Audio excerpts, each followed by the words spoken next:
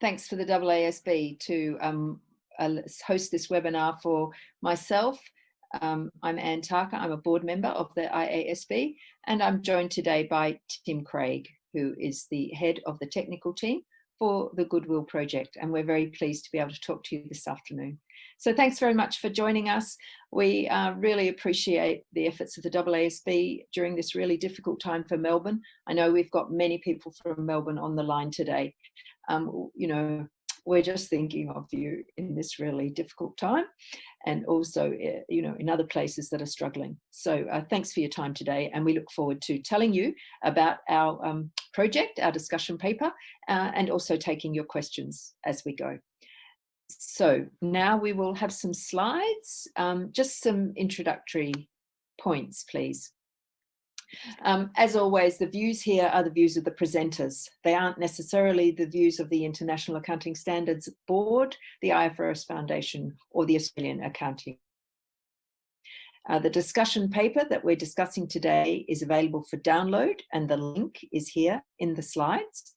And we'd like to make our session today interactive. So in order for you to raise your questions with us, you will use the Q&A text box.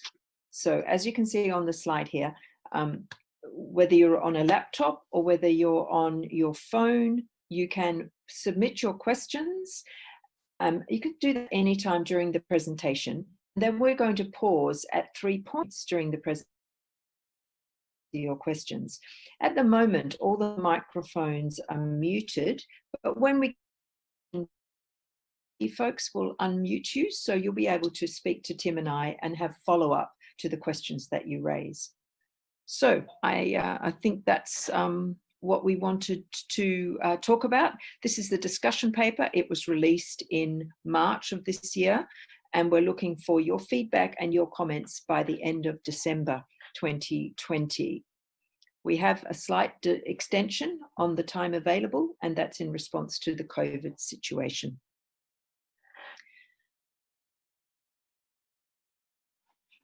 So going now to slide 3, where we are on the screen. No, jump up, slide 3. Yeah, slide 3. Okay. So in our discussion paper, it focuses on goodwill and impairment, and it comes out of the work that we did on IFRS 3, the post-implementation review. The objective of this project is to improve the information that companies provide to users at a reasonable cost about the companies and businesses that they buy.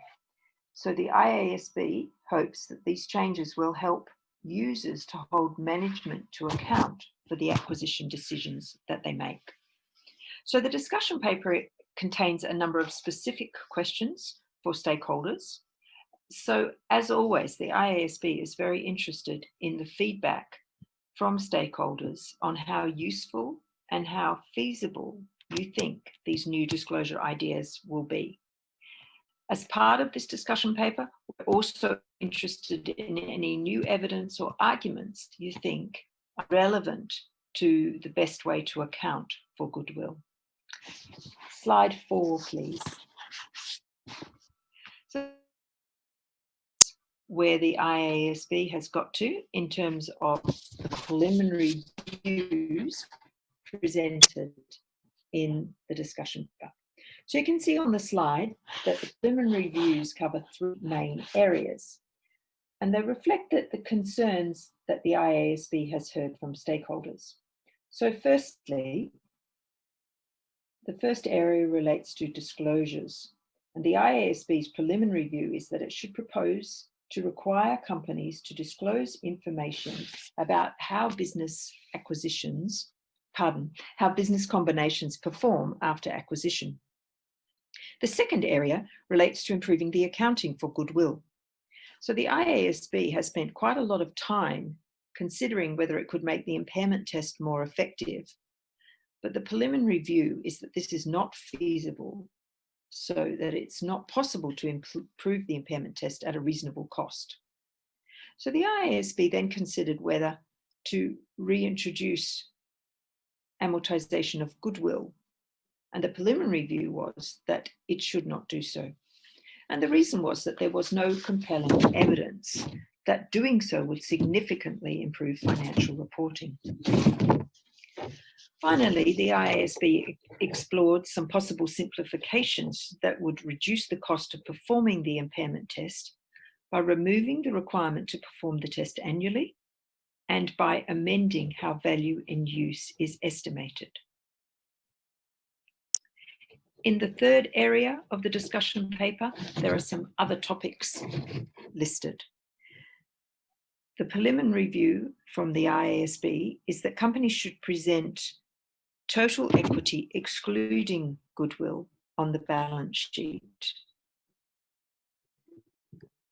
The IASB also thinks that it should retain the current approach of requiring companies to recognise identifiable intangible assets separately upon acquisition, rather than tangibles into goodwill.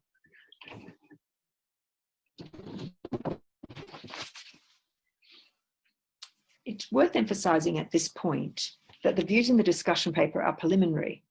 Depending on the feedback and comments that the IASB receives from outreach, roundtables like the one we're doing today and other comment letters, the IASB may decide to reconsider some or all of these preliminary views. So looking now at slide 5, we'll consider some of these preliminary views in more detail. One of the key messages that the IASB has heard from investors is that companies generally do not disclose sufficient information to allow investors to assess how well a business combination has performed post the acquisition. Now, investors want this information to hold management to account for the decision to acquire the business. Now, investors also tell us that the information is needed for stewardship purposes to help them, for example, to determine future capital. Our existing standards do not specifically require companies to disclose such information, and therefore any information that is provided today is done voluntarily. Therefore, the discussion paper explores whether to require companies to disclose information on the subsequent performance of business combinations. Looking now at the IASB's preliminary view, it is that it should require companies to disclose the following in the year of acquisition. Firstly, the strategic rationale for the business combination. Now, this rationale would be a high-level statement that links the business combination to the entity's overall strategy. Now, strategy might be set out elsewhere in the company's annual report. For example, I think I've just lost my Zoom, have I? I don't know. He can still Tim, hear can you, you hear Ann. me still? He can still hear you, Ann. Okay. And we can see you. Thank you. I'll continue. I can't see my slides, so if someone would just check why I can't. Are the slides still displaying? We are looking at slide 5. Tim, are your slides? You're on I can slide see 5. this. I can see the slides, and yes. Okay, great. Yeah, I can see him as well. All right, it's okay. Where's my slides? Right, I can see the slides too. Excuse me, everybody. Let's continue. Slide 5. I just mentioned that firstly, the disclosure would be about the strategic rationale of the business combination.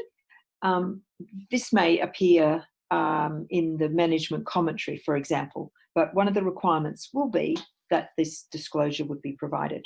Secondly, the key objectives of the business combination. Now, these should be the more detailed aims that the management intends to achieve as a result of the business combination.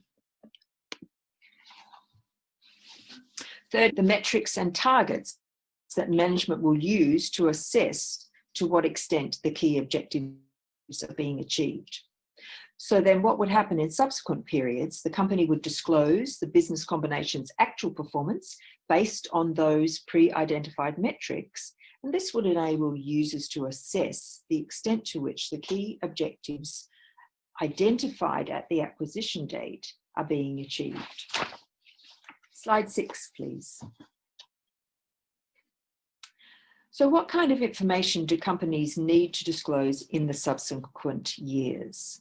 So slide 6 gives you a very high-level look at this information. So we know there are a wide range of business combinations and that they serve a variety of purposes. So the IASB concluded that no single metric would be suitable.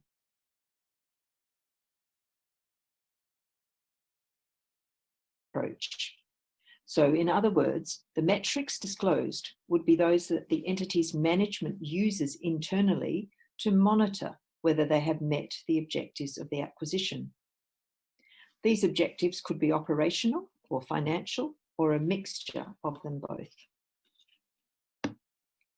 Because acquisitions often involve large sums of money, the IASB assumes that most companies are monitoring their major acquisitions. But in the case if management is not monitoring a business combination, the IASB believes that the company should disclose this fact and that the IASB cannot and is not interested in prescribing a minimum set of information to be disclosed. When we talk about the management approach, we mean the chief operating decision maker. And you'll be familiar with this term because it is used in segment reporting under IFRS 8. The reason that the IASB is suggesting to use the chief operating decision maker as a threshold in this new context is that so that companies disclose the most important information about the most important business combinations. If we were to make the threshold lower, this could result in excessive and costly disclosures, particularly for companies that make many acquisitions. So one thing that the IASB would like stakeholders' views on is whether using the chief operating decision maker as a threshold would lead companies to disclose all the material information that users need about the business combination. The IASB is aware that some stakeholders have various concerns about providing this information. For example, we're asked, what if the acquired business is integrated with an existing business post-acquisition? So the answer to this depends on how management is monitoring the success of the business combination. For example, the chief operating decision maker may be monitoring the performance of the business combination using information about the combined business rather than the acquired business in isolation. In that case, the company would disclose information on those metrics about the combined business that the chief operating decision maker is using. So the principle here is to disclose the information that the management uses internally to monitor business combinations. The IASB is not expecting companies to create disclosures to satisfy the requirements, but to disclose the information that management are already using internally. The discussion paper also discusses other concerns that the IASB has heard, including whether this information is commercially sensitive and whether it's verifiable. The IASB wants to explore these concerns with stakeholders and hopes that stakeholders who are choosing to raise these issues will actually help us by finding ways in which we can address them.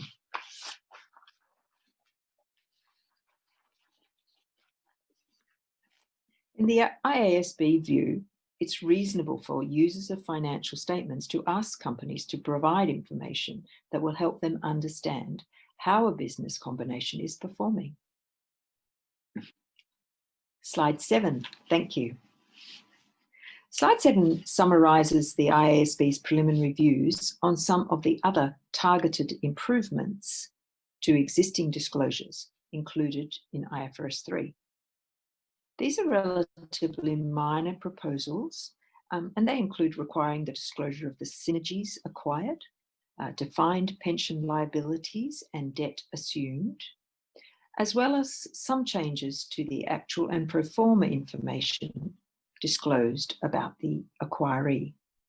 So I'd like to pause at this point and ask your views on the IASB's ideas for changes to disclosure that have been presented in the discussion paper and outlined in these slides.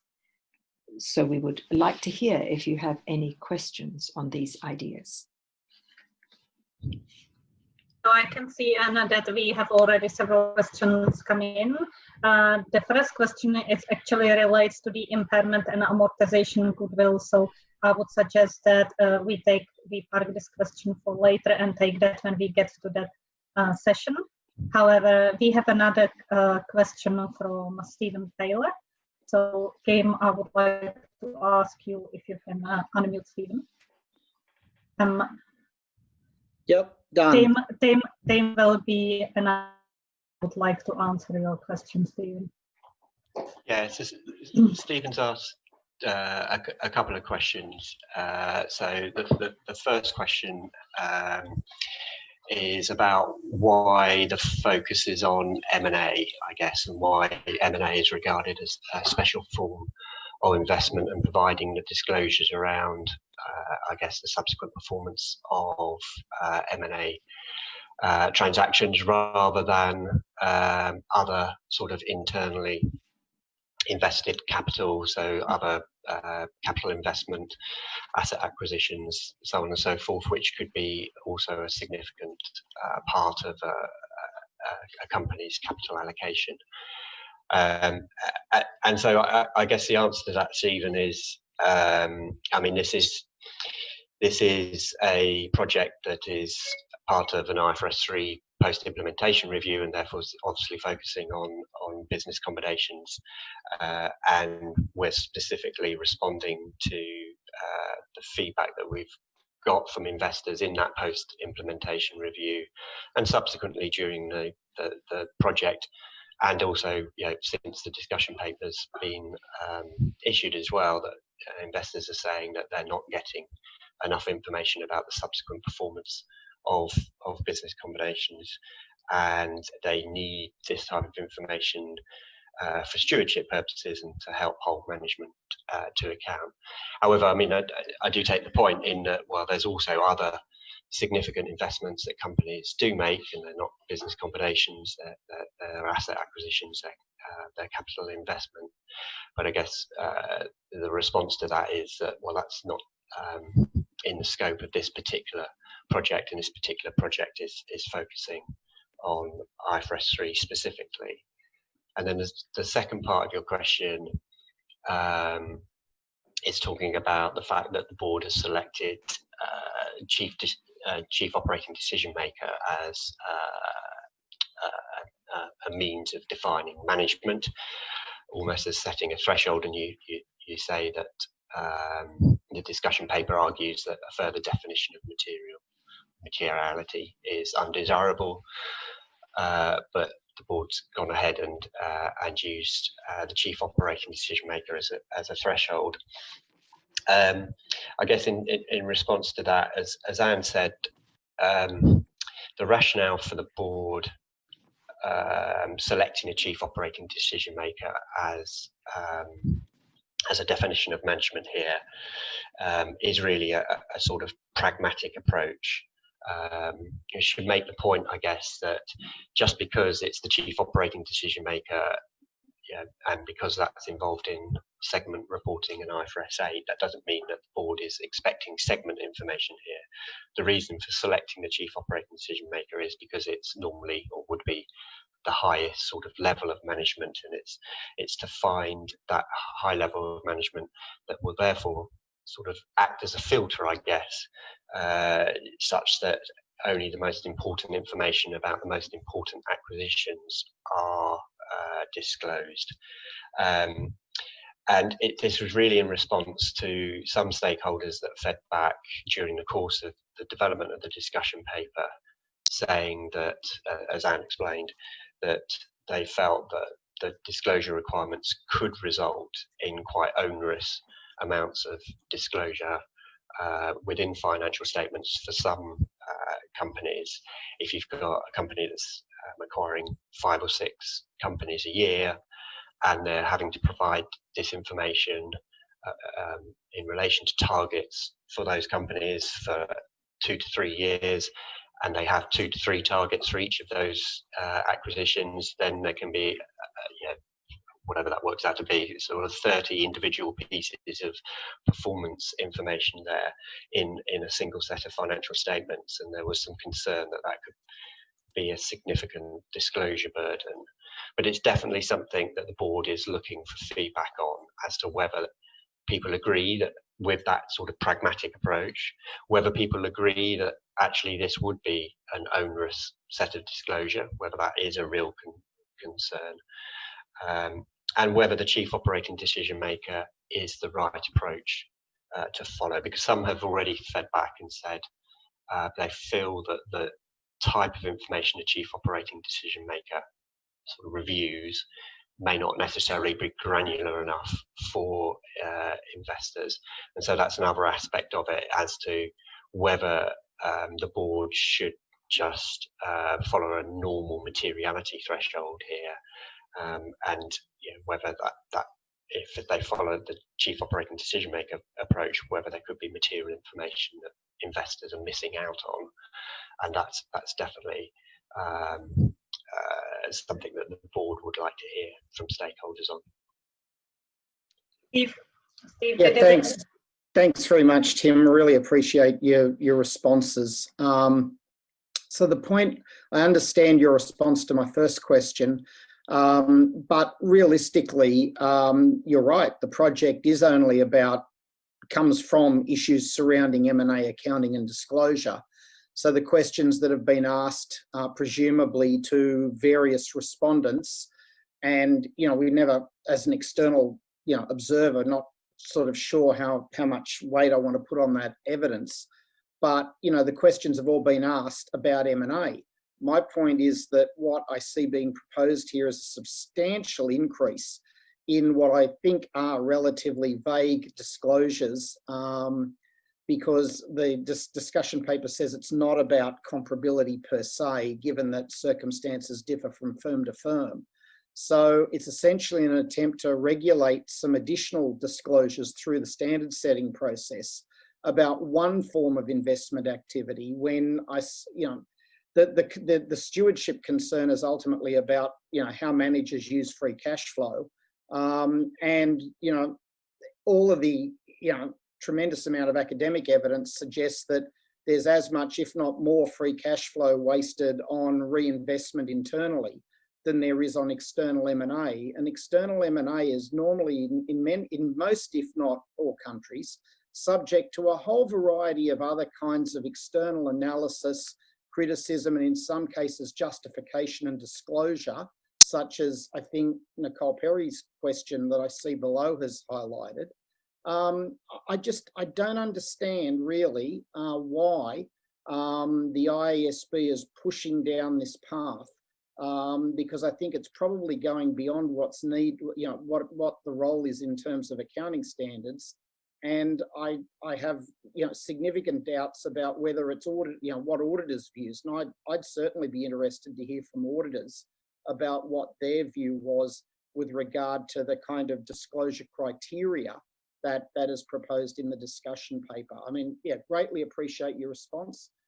Anne did indicate that in critiquing things that we should be offering alternative solutions. And it's in no way meant in any way cynically at all if I say, well, a potential solution is the market. Firms have a great deal of incentive to disclose information, particularly information that can't easily be standardised and varies from firm to firm. So, I mean, that would be one response. The other is, as I mentioned, the range of other regulatory mechanisms, board accountability, a whole range of things that are the mechanisms by which, in a standard kind of publicly traded firm situation, we believe these issues are typically addressed. But, that's a debate I'm sure that will go on around this discussion paper, but really appreciate your responses. Yeah, I mean, I guess just just to that, I guess in terms of role of accounting standards, one of the objectives of obviously financial reporting is stewardship, and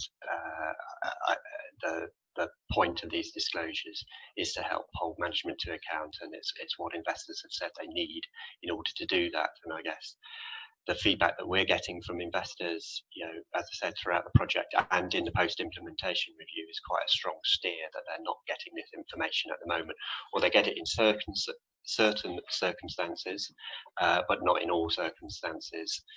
And so I guess the board is just trying to respond to that feedback here to provide some information that enables investors to understand better what the objectives of an acquisition were, and then subsequently whether that acquisition is meeting those objectives.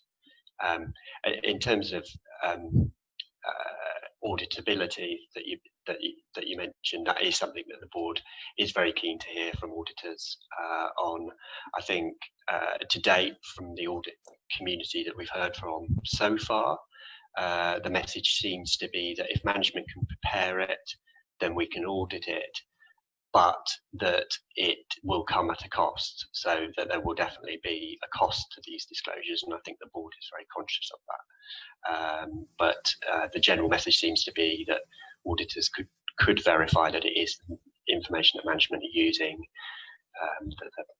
the basis of preparation is clear, and it sort of faithfully represents what it purports to represent, but it will come at a cost. But thanks for the question. Thanks, Tim. Thanks, Anne.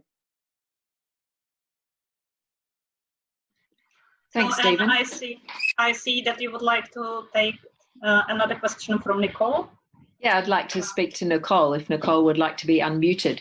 And this continues on from the points Stephen raises, and they're great points. We can say why are not market mechanisms, the competitive forces in the market, generating this information if it's so important?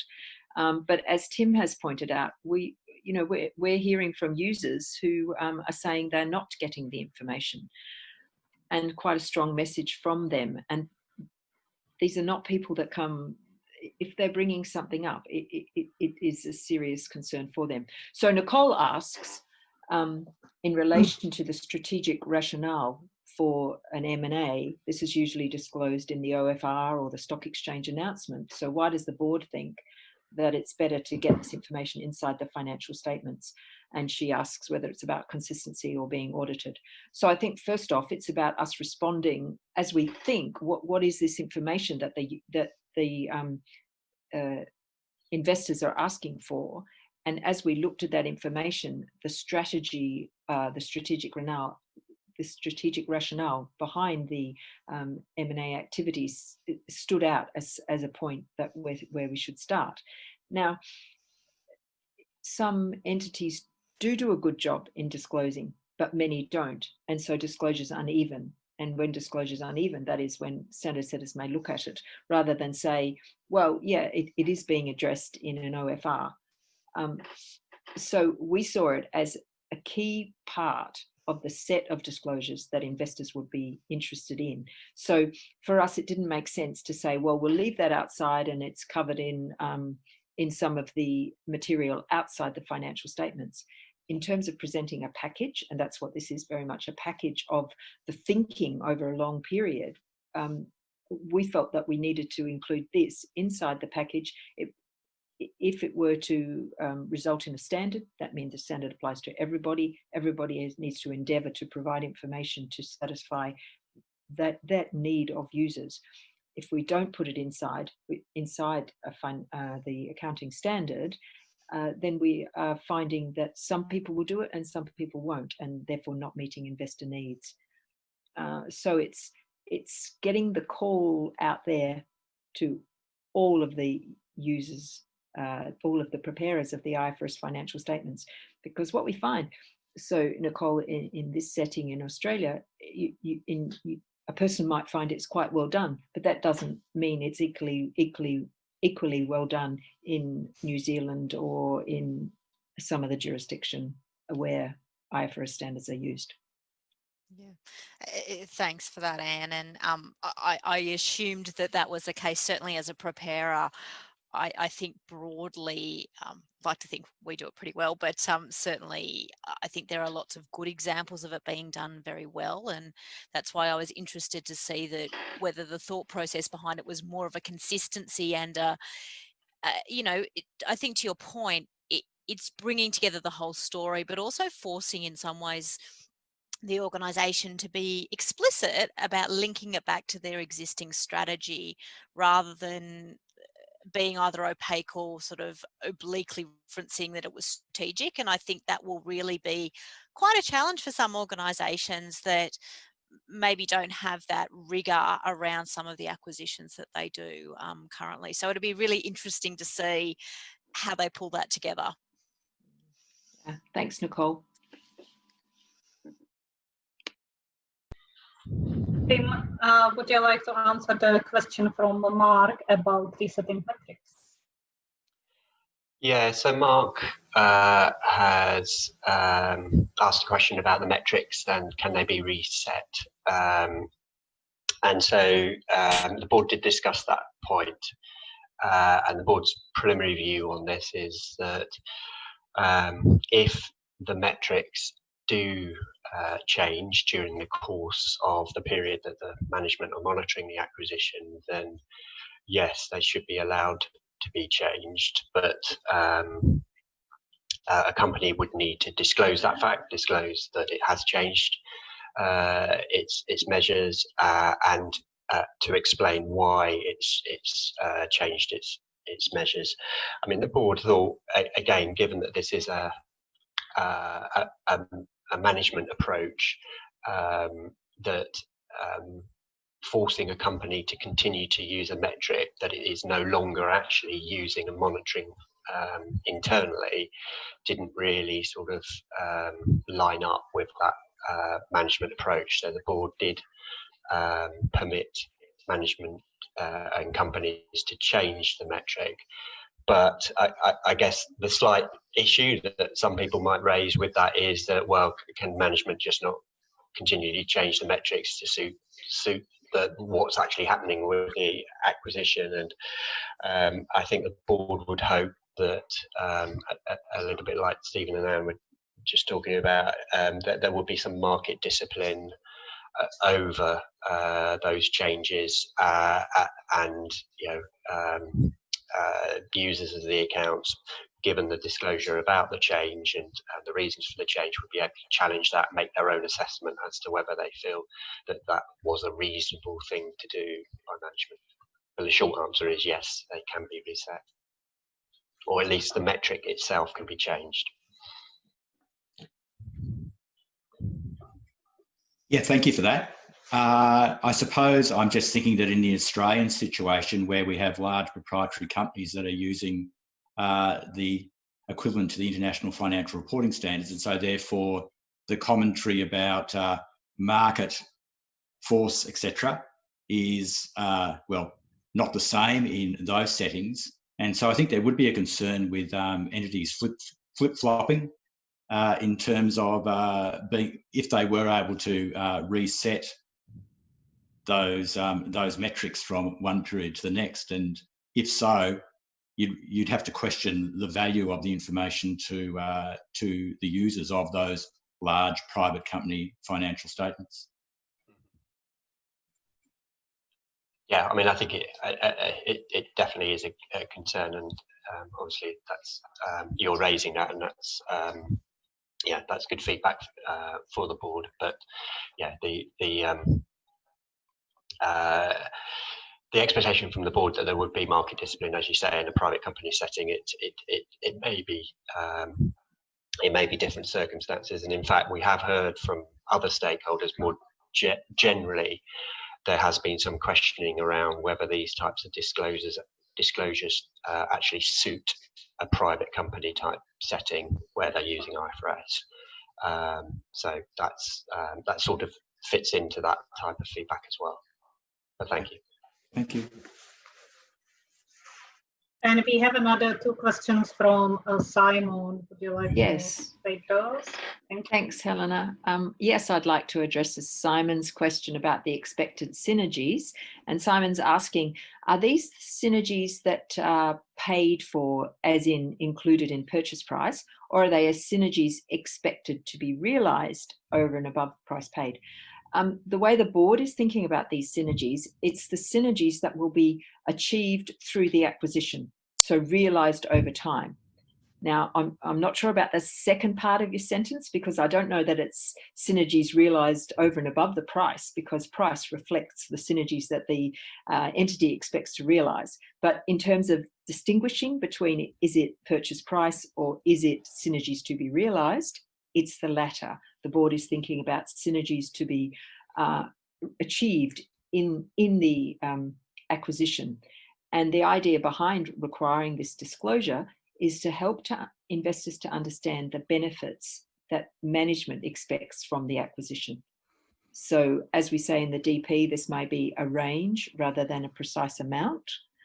And if the acquisition wasn't about expected synergies, it was about some other rationale. If it wasn't about expected synergies, well, then we won't be expecting to see that disclosure either. So just reflecting back on what we've been saying earlier, we're suggesting to all our stakeholders that we use this idea of the chief operating decision maker and the information that is being produced internally and used internally. So this also fits with that the disclosure is about the synergies that are expected to be realised. Simon, would you like to elaborate on your question on the synergies over and above the price paid? Yes, thank you.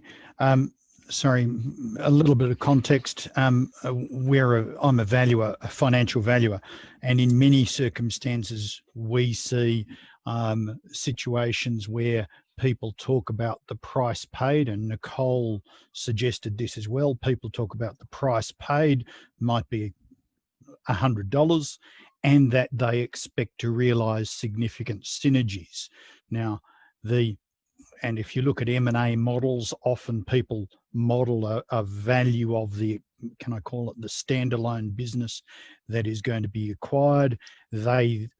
Sophisticated clients then model the expected synergies they are going to achieve from revenue, from cost savings, from all sorts of other bits and pieces. And I think what Anna's saying is that it's not actually measuring the price that is paid. What you're expecting disclosure of is of the additional synergies that may be realised by the purchaser from head office efficiency, from whatever other method. You're looking at reporting against those expected synergies, even though they were not paid for, but we're justifying the transaction. Yes, Simon, thank you.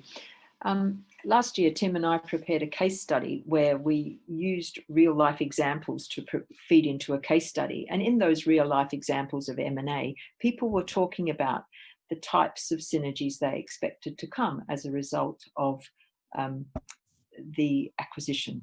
And so things like you're talking about, that Simon, that an entity might expect. And so as we looked at in our case study, those synergies may result in cost savings, things may get reorganized, there may be improvements in distribution channels and various things that the company is expecting as a result of the acquisition. And in our case study example, that was trying to illustrate the board's thinking around the synergies and trying to also illustrate what the disclosures might look like so that entities could consider what they would be required to disclose and what it is that investors are saying would be useful for them as they try and evaluate the acquisition.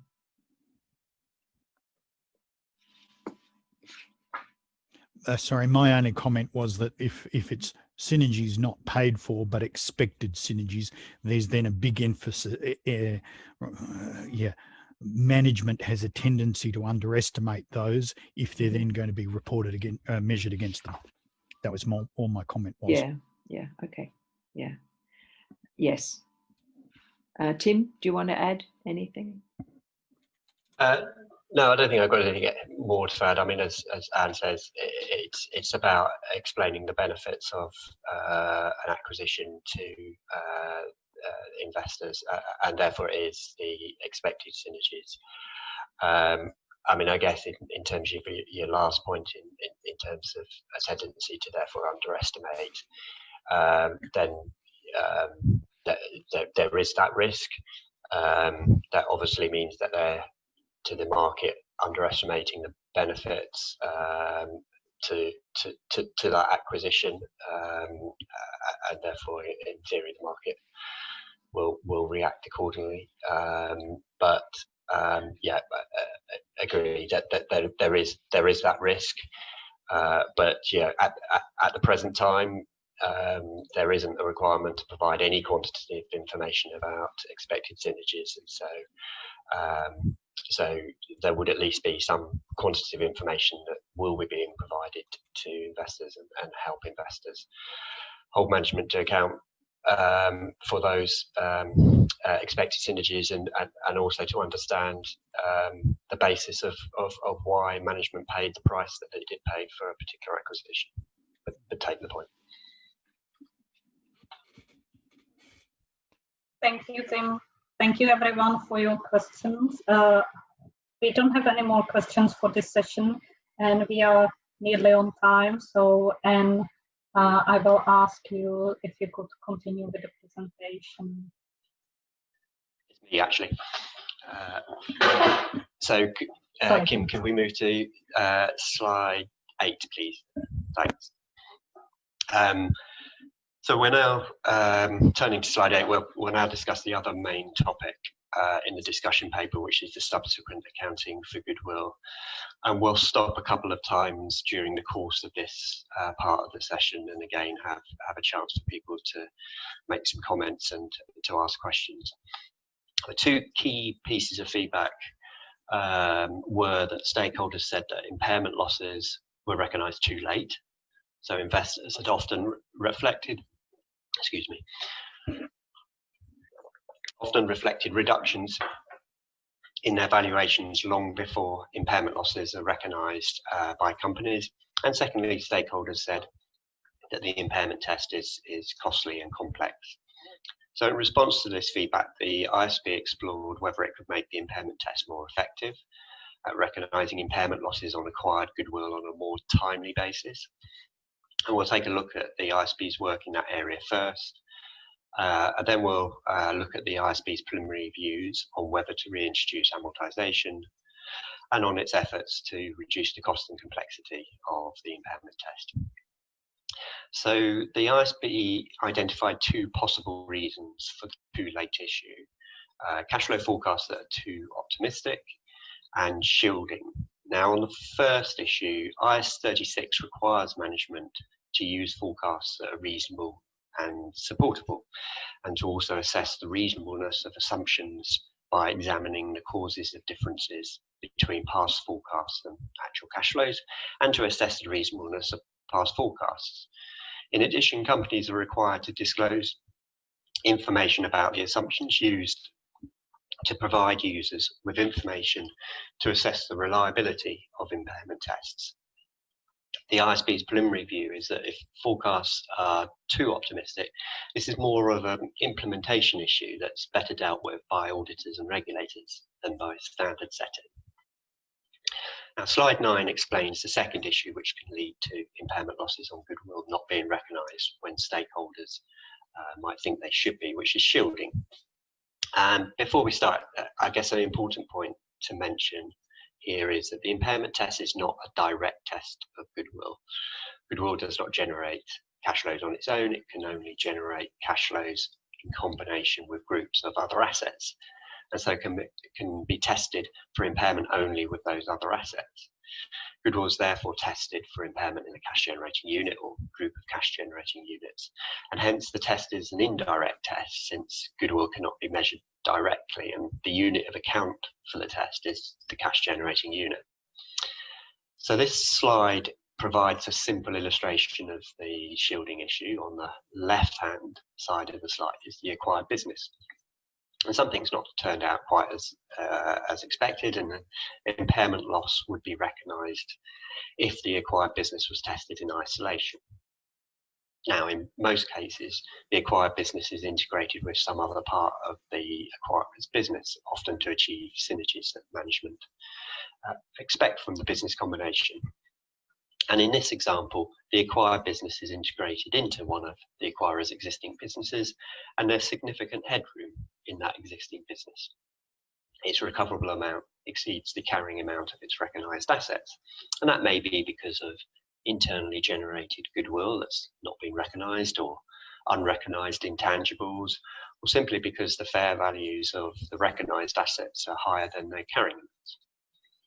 Now, because in this example the combined business is tested for impairment as a cash generating unit, no impairment loss is recognised, since, as shown on the right hand side of the slide, the combined recoverable amount exceeds the combined carrying amount of the assets of the combined business.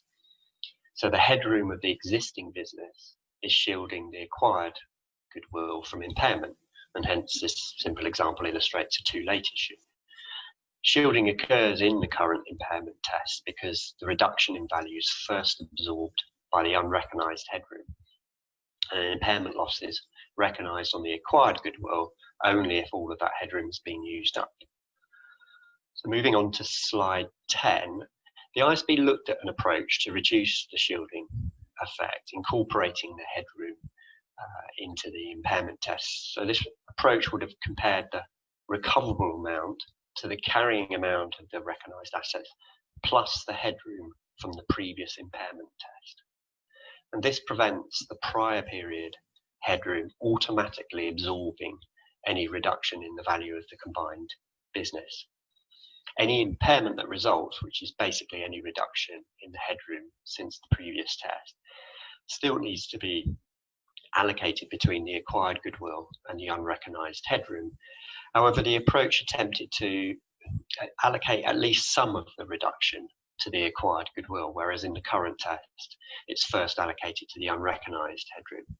However, any allocation would still be imperfect, because it's not possible to tell how much the reduction relates to the acquired goodwill and how much the reduction relates to the unrecognised headroom, since goodwill is not directly measurable. And in addition, the approach would be costly. So the IASB's preliminary view is that it's not feasible to design a different impairment test that's significantly more effective than the current impairment test in IAS 36 at a reasonable cost. The IASB accepts that the test is not perfect. Because goodwill has to be tested with other assets, some degree of shielding will likely always occur. And the test will not always provide a signal of how well the business combination is performing. But this doesn't mean that the test has failed, as some people say. And although cash flow forecasts will always be judgmental, applied well, the test should meet its objective of ensuring that the carrying amount of the cash generating unit as a whole is recoverable.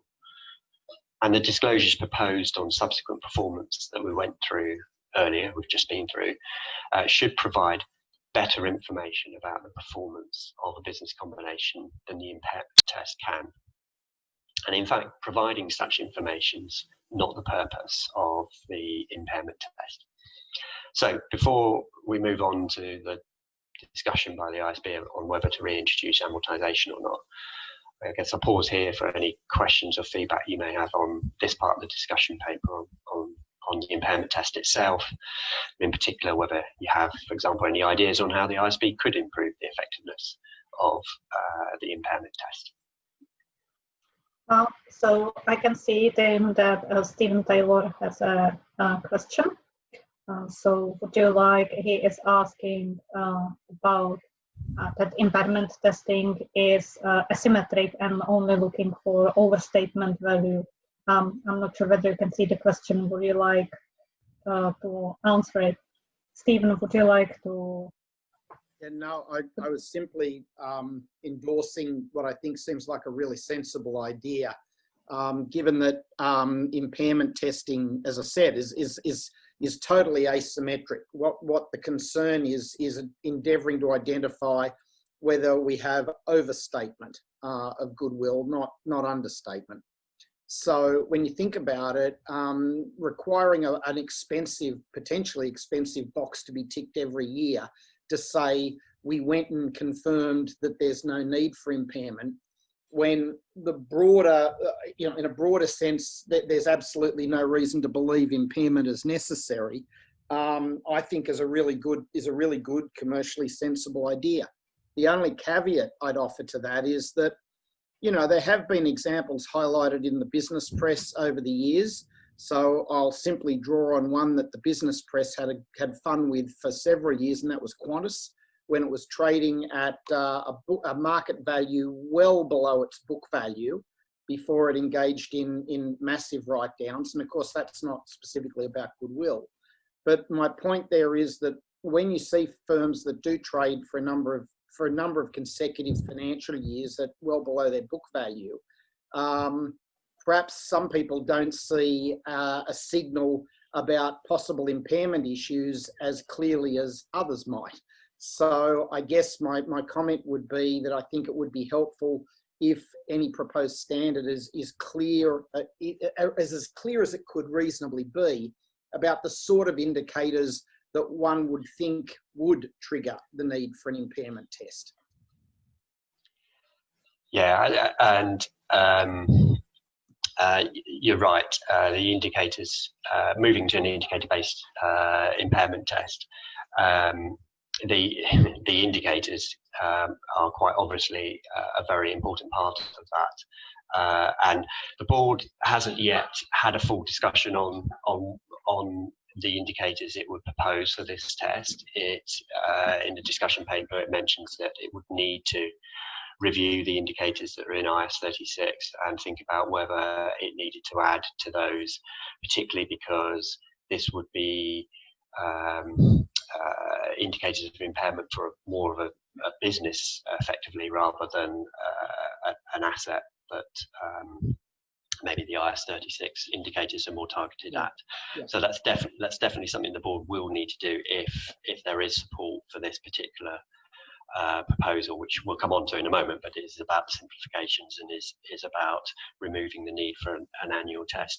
The other thing that might also help in terms of thinking about the indicators is the disclosures we've just talked about on subsequent performance. Obviously, if management have highlighted some particular objectives and some particular targets, and subsequently they're missing those targets, and they're disclosing that, I mean, that in itself would potentially be an indicator for impairment. So there may actually be a nice link between the impairment test and those disclosure proposals. But you're right, indicators are something that's really key here, and it's something that the board hasn't yet looked at. It wanted to first actually put forward the idea of removing the requirement for an annual test, and then assuming that there was support for that in the next phase, then think about exactly what indicators to introduce. Sure. Thanks, Tim. Thank you. We have another question from Mark, and would you like to answer? Yes, thanks, Helena. Hi, Mark. So the question is the problem with accounting standards non-recognition of internally generated assets, including goodwill? Yes, so widely recognised that there are internally generated assets that are not recognised. And Stephen referred to the situation with the difference between a market value and a book value that can be reflecting these unrecognised assets. And a lot of what Tim has just talked about was the board having a good think about the role of the internally generated asset, the goodwill that's generated that isn't recognised by the activities of the entity. And so the headroom approach was trying to deal with the shielding that goes on. Mark, I think you're probably aware that we didn't really get any encouragement in terms of the headroom approach. A lot of time was spent on that by staff and also board time. And whenever it was taken out and discussed, we didn't get support for it. People were not interested in us pursuing this. on the one hand for the preparers, and others talked about the complexity of doing it. And then we do always face the idea with the users that we're going to talk some more about, but users tell us that there's information they're looking for, and the complexity of what we would be doing here is not something that would support them in helping the information that they get. So it's not that the board necessarily agreed with those views, but they were the types of things we heard. But the bottom line was we didn't get a lot of encouragement in trying to account in a different way that would go some way towards recognising the effect in impairment testing that the non-recognition of internally generated asset goodwill has. And I think any of us who are involved in accounting and working on standards or working on accounting in practice is confronted by a lot of questions around the non-recognition of the internally generated assets, and accounting techniques struggle to deal with those adequately. I don't know if you'd like to come in, Mark, with any more comments on this difficult area. No, Anna, I think you've, yeah, I think I understand, you know, you've stated well the reason where we are at the moment, or where perhaps where the board is in terms of there is no feasible alternative. Yes, so no, I don't have anything further to say. Thank you. Okay, thank you. And Tim, I would like to maybe raise one question that we have heard before from the preparers and other stakeholders, and they were asking how to address the optimistic cash flows and whether there is something that the board should do rather than leave it just to auditors and regulators. Yeah, so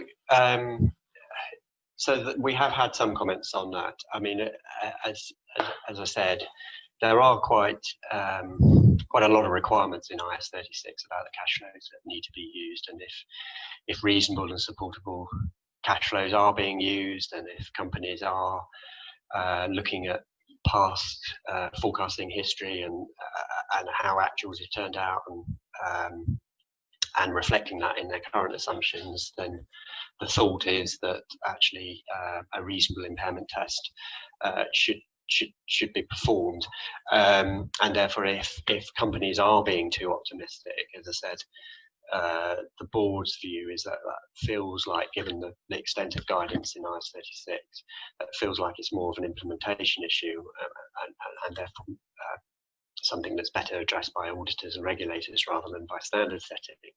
Now, some people have commented on this and have said, well, actually, there are maybe some things that the board could think about, and one of the suggestions is a disclosure of actual cash flows versus past forecasts, and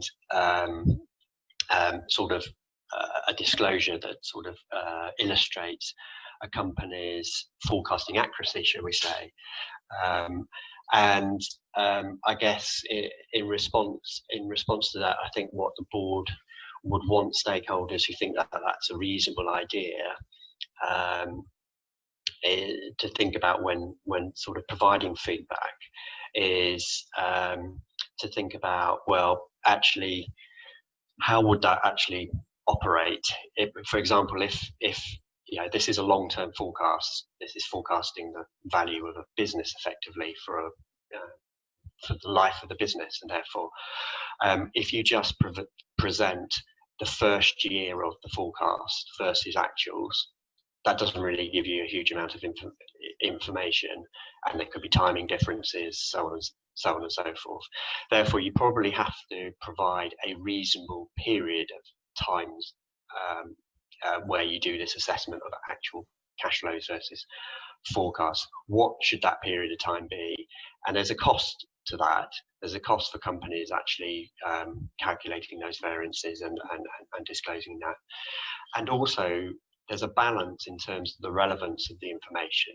Let's say you do that for 5 years because you think that's a reasonable period and that will give a reasonable insight into the forecasting accuracy of a company. If you did it for 5 years, then when you get to that 5th year and you present that result, then then how relevant is that information about how accurate the company was at forecasting 5 years ago? Quite possibly, since 5 years ago, a new team is in place doing the forecasting, new processes are in place, and does it really give that insight? So there's some questions to think about, I think, in terms of that particular suggestion. But that's, I guess, what the board is asking for in terms of feedback on the discussion paper on this particular point of too optimistic cash flows, which is, well, do stakeholders think the board should do something? And if that is the case, that what suggestions do stakeholders have? And that was one particular suggestion.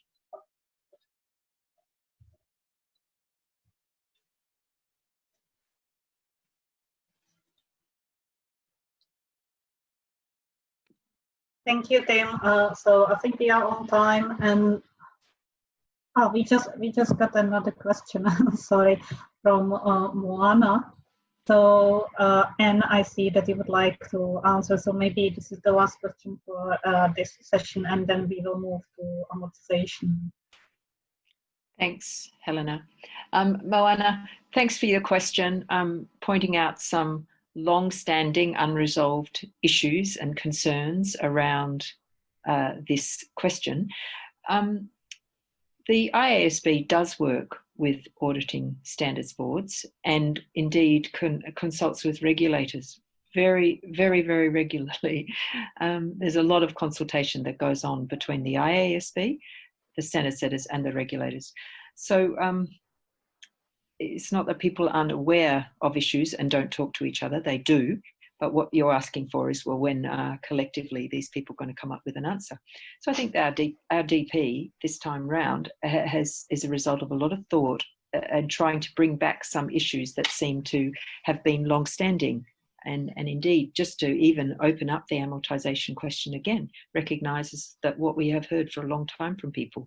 So we have heard concerns about the impairment test, because remember, the post-implementation review of IFRS 3 was on business combinations, it wasn't on impairment. But we heard a lot about IAS 36 and concerns about cost, effectiveness, benefits of impairment. So we are bringing that back to stakeholders now. And we are bringing it back, and we are really looking for feedback, directions, suggestions, opinions. You know, it's our business to want to improve things and to do something about things that confront practitioners and are concerning to them. So this is a very genuine attempt on our behalf to bring back the questions, to reflect what we've heard, to put forward ideas, and to seek your input on things, on what is it we should change and how we should change it and what can we do. So we're really keen to meet people's needs on this, not to ignore a long-standing problem.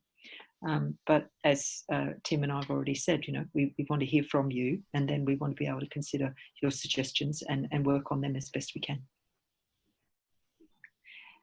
We've had a comment come in from Liz. Thanks, Liz. So changes to ASA 540 have been made to help resolve the implementation issues. So thank you. We need to stop this conversation now, but Liz, perhaps we can get back to you next set of questions and you can just elaborate on that for us. But we'll stop now and go on with our slides. Thank you. Okay. Thanks, Kim.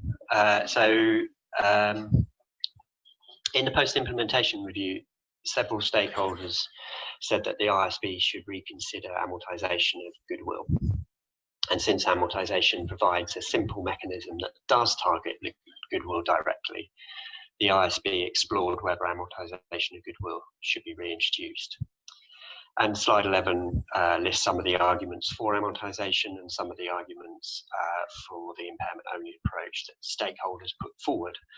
And the discussion paper contains a fuller discussion of the arguments for both approaches. And firstly, just a point of clarification, when we're talking about the reintroduction of amortization, this would be with an impairment test as well. So those stakeholders in favour of amortization argue that the post-implementation review has demonstrated that the impairment test is not as rigorous as the IASB had expected and does not provide as much information as the IASB expected. And because of shielding, carrying amounts of goodwill can be overstated, and so the test does not hold management to account. And they argue that an amortization expense in the income statement would hold management to account, reporting companies profitable only if they generate enough profit to cover that expense. Some argue that goodwill is a wasting asset and amortization is the only way to show the consumption of that goodwill and to prevent internally generated goodwill being recognised in the place of the acquired goodwill as it's consumed. And although it's hard to estimate the useful life of goodwill, some argue this is no harder than to estimate them for other assets. And some argue that amortization takes pressure off the impairment test and ultimately reduces the cost of performing the test. Now, on the other hand, stakeholders in favour of the impairment-only approach argue that the impairment test provides more useful information than an arbitrary amortization expense. Although it's often only confirmatory, they say it's still more useful than an amortization expense that most investors would ignore. And unexpected impairment losses do occur and can have a significant effect on a company's share price. They argue that the impairment test is working as expected. The objective of the impairment test is to ensure the combined carrying amount of a cash generating unit containing goodwill is not higher than the combined recoverable amount. And if applied well, the test meets that objective. And also when developing IFRS 3, the IASB was aware of shielding, but concluded then that the test was rigorous. Some argue that goodwill is not a wasting asset with a determinable finite life, and companies acquire businesses with an expectation of that the acquired goodwill is maintained indefinitely. And finally, some argue that even if goodwill is amortized, an impairment test would still be required, and amortization would therefore not significantly reduce cost. So if we can move to slide 12, please, Tim, thanks. The IASB's preliminary view that it should retain the impairment-only approach was by a narrow majority. The IASB was, like stakeholders, quite split on the topic. However, the preliminary view reflects the majority view that there's no compelling evidence that changing back to an amortization model would be a significant improvement. Note, this isn't simply about which model is better, but whether there's compelling evidence that a change is needed. And given the narrow vote, the IASB welcomes feedback on this topic from stakeholders. However, just repeating well-known arguments will not necessarily move the debate forward, and instead the IASB welcomes feedback that provides new evidence or arguments, or perhaps reasons why previous arguments are now more relevant. So again, we'll pause here briefly just for your comments or questions on the IASB's preliminary review here, whether you think the IASB should or should not reintroduce amortization and why. So we have received at the beginning a question from Wacy. So the question is, what do you think of the idea of allowing both impairment and amortization for the subsequent measurements of goodwill, using one approach as recognition in financial statements and disclose the other one in footnote? Kim, I will ask you to unmute Wei if she wants to elaborate, and would you like to answer this question, Nima? Yes, thanks, Helena. I'd like to speak to Wei Shi about her question. So Tim has already said, when we talk about the idea of using amortization, it's an amortization and impairment test. They go together. Currently, it is an impairment only test on goodwill. So here this suggestion is, what do we think of the idea of allowing both? I would say that standard setters are quite reluctant to allow two different policies to operate under the choice of entities because of the potential confusion that gets created. So how would users know which one the entity was taking and why? Would the users find that in the accounting policy note? Would they go and read the policy note? Would they understand it? Would they move over then to the numbers that have been one set recognised and one set disclosed?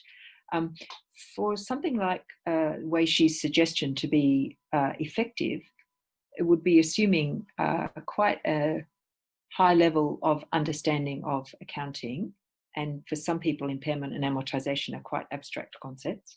So some high level of understanding, and also no loss, no noise in the information. So standard setters would worry about the comparability of this, allowing a choice. Standard setters would worry about a lack of concept. There's a lack of concept of why we would do it this way. It's not often that standard setters would do something like this, and they could do it for a very practical reason. If you go into the history of IAS 40 and investment property with using at historical cost or at fair value, there is some history there, practical considerations of why a choice was allowed. In this, where it's very well established and many entities have to amortize intangible assets, they also have to incur impairment. We would really want to have a concept that would help us to justify giving this choice with the aim of making better information for decision making, not just confusion. So I'll just stop there, I think. Thanks. And well, the question actually was motivated by recent observations, like countries like China. So those kind of regimes have lower investor protection, and if the goodwill subject to the impairment test, actually, the companies are reluctant to do that, and because due to minute external monitoring, so actually the problem is there's a huge amount of goodwill sitting in the balance sheet. So I'm thinking of like globally, depending on the investor protection, shall we like just force them to amortize, things like that? I mean, give an option so then. That's just you mentioned Wei Shi, you mentioned some of the things that people talk to us about. They're concerned about this big number sitting there, but some investors say to us, it's not the big number. They actually want it there, and they don't want it amortized because they want to see how much has been spent. They don't want it amortized. But there's so much of this depends on the concept that you bring to the table, because there are, as Tim has said, there are others who see goodwill as an asset. They think it meets the definition of asset, and they see it as a wasting asset. So they're of the camp that wants to see the amortization. So there are so many issues at play here. One thing we do hear a lot from investors is that they are simply not interested in amortization. It just doesn't mean anything to them, and they don't want to see goodwill amortization. So I appreciate the point you're raising, and it's a valid point that for some regulators, they're very concerned about these large goodwill balances, and you're talking about how different markets view things differently, and that's something we certainly hear on this project.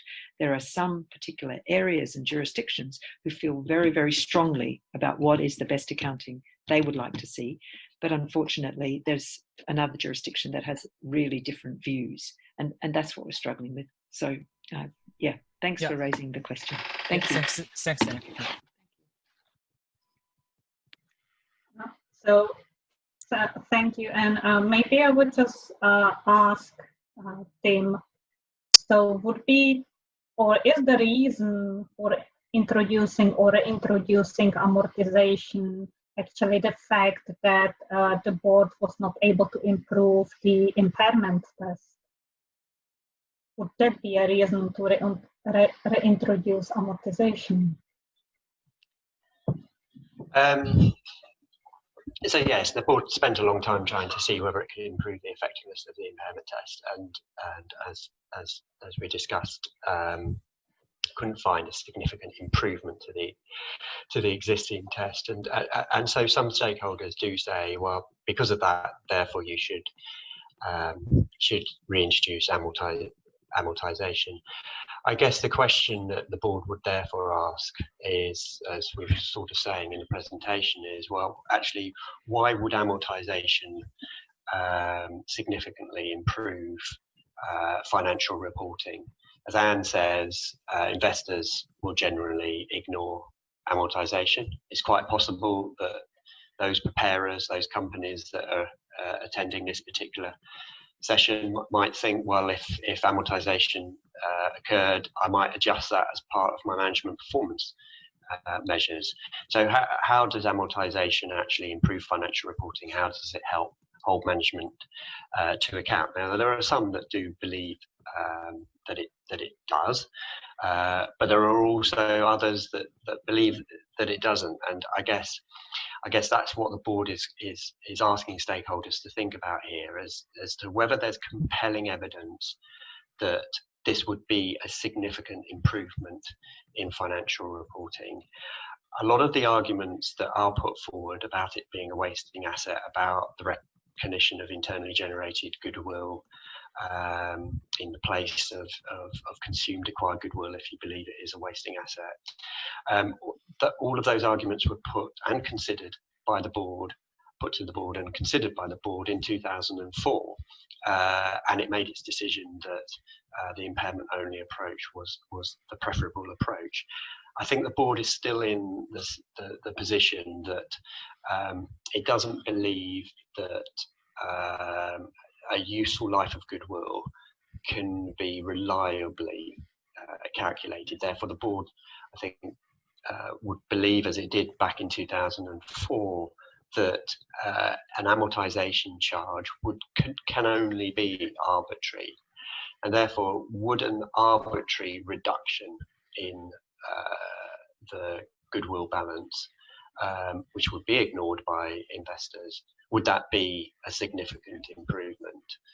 And so that's what the board is asking stakeholders to consider and to think about what arguments they feel that have happened, over the course of the last 15 years that would support that change in view effectively. And the board's also really interested, particularly given the question, really interested if stakeholders have changed their views since 2004, and therefore why, whichever way that will be. Thank you, Tim. We have another question from Michael, which I can see that Anne would like to answer. Michael is asking why not recognize goodwill in equity, that this would resolve different treatments for acquired and internally generated goodwill, and it could assist with impairment issue. So, Anne, would you like to answer that? Helena, thanks. Yes, and if you could unmute Michael, and we'll see. Yeah, great question. Many of our listeners today will know that the UK did write off goodwill directly to equity at one stage. So it's one of the options that's there. The board discussed it very, very briefly, I think. There were some very strong voices from the UK in staff and board that said it didn't work then, and it's not going to be on the table considered now. I'll pass to Tim in a minute because he can give us a little bit more background on why some people with the UK background think it's not an effective way. But let me pick up on a couple of things that are relevant here. So one of the things is that by doing that, we would be saying it's not an asset. So even though the acquirer has gone and paid over and above the fair value of the net assets, we're saying that to do this type of accounting would say that you haven't acquired anything in terms of the goodwill. And so you take that straight off against equity. It might resolve some of the mechanics you're talking about, the mechanics of the problem of amortization and impairment. It might resolve that, but I do wonder if it doesn't create other problems.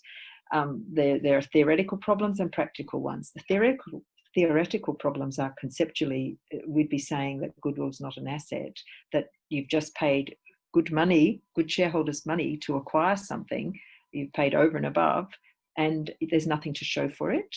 So I'm not sure if that's reflecting the economics of what's going on.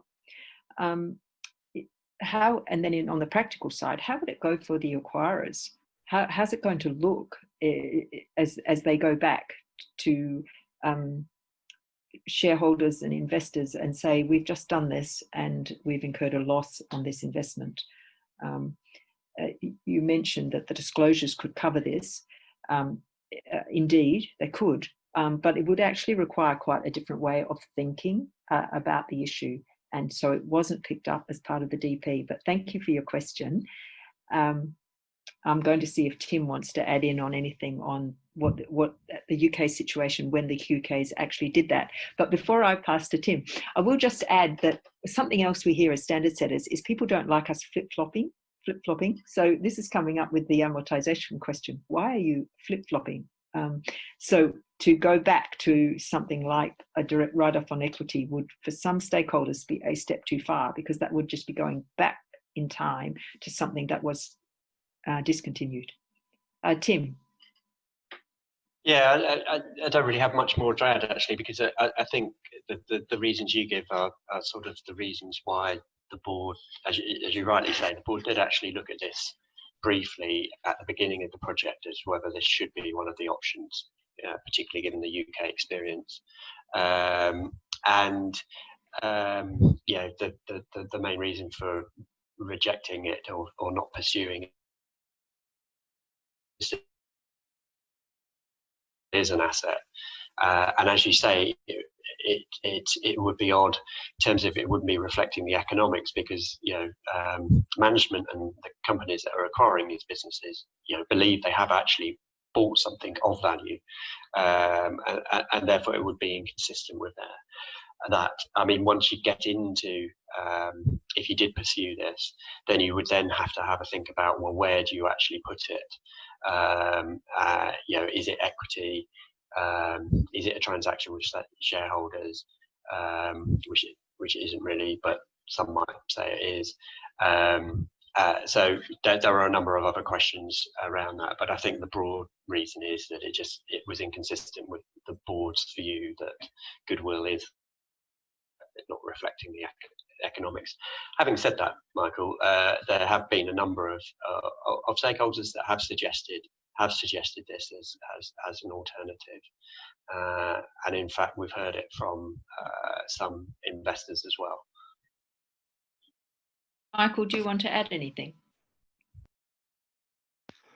No, not really. It was mainly probably to reflect that whenever I speak to most users of financial statements, they don't see any value in having it recorded as an asset, given the inconsistent treatment between acquired goodwill and internally generated goodwill. So they see it as fixing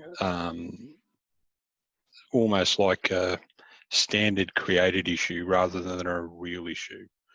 A number of Australian users of accounts, whether they be investors or brokers, will always tell you that they put zero against goodwill whenever they're evaluating a company anyway. They largely ignore it because they, especially in the current environment, realise we're usually a year or two behind impairing goodwill. Even if we've got great models, we're still usually behind recognising impairments. So I fully acknowledge it's a completely different way of thinking, but in some respects, you've got to think of some of those completely different ways of thinking, because we'll go around the endless circle of, do we want to amortise or don't we want to amortise? Do we want to impair or don't we want to impair? Yeah. Those two models have been around since Adam was in nappies, and it's trying to think of a different way of dealing with this issue in thinking about the people that actually use these financial statements. So. Yeah, great, thank you. And also your important point that investors and brokers, for some of them, will just give that a zero value. Yeah, something reflecting the nature of goodwill there. Okay, thank you.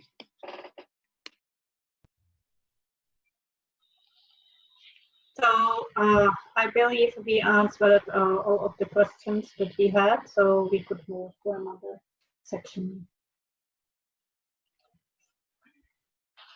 Okay, thanks, Kim.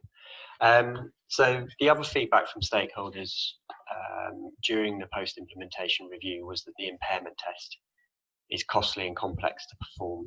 Hence, the IASB considered whether there are ways of reducing the cost of performing the impairment test without significantly impacting its robustness, and this is discussed on slide 13.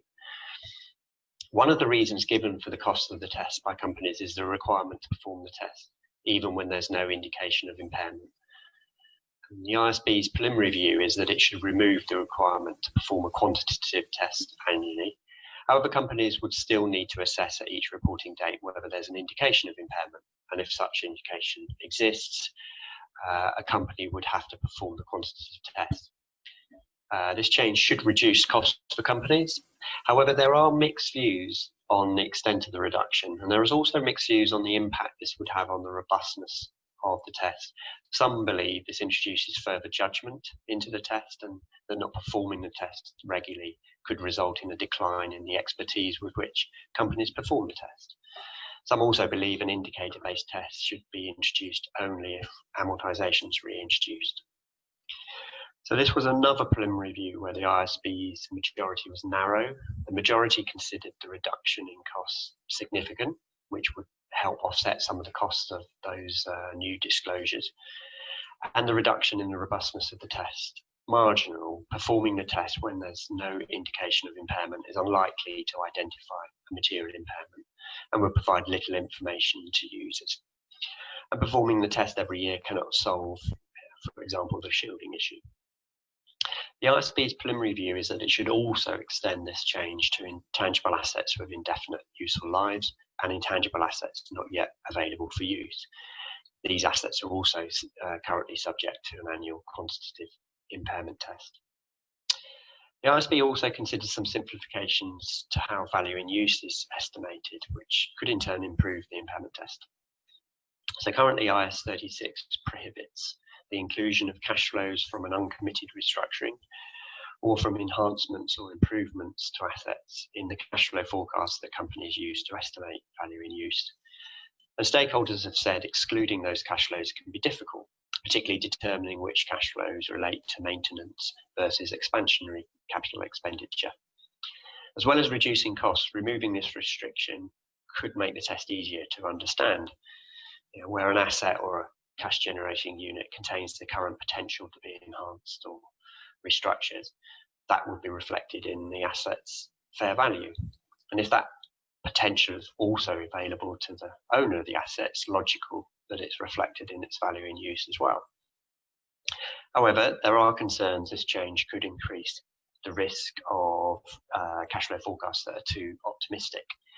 And the IASB did consider whether to set a threshold for including these cash flows in value in use estimates or to require additional disclosures.